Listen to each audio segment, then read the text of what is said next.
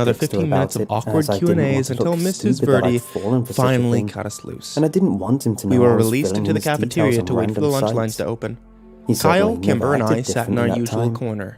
So I figured That was he hadn't so received the boring. money. Kyle whined. When are they It going to was figure out slowly that no one getting me that cares about I Driskin's may have been history? duped. Seriously, I fell asleep like I 3 was watching him at times. lunch to Kimber see if nudged he me. brought Sam anything with seemed him to that care. may show She he did. secretly received I just a wanted lump to know of about money. the mines. Mines are But creepy. he just pulled out some That's all. simple sandwiches. Yeah, and but a all our chocolate bides bar. were blowed up. You One can't thing go I with did them notice, anymore. though, Kyle was said. that he was Blown up? acting kind of I asked. skittish. Kimber nodded.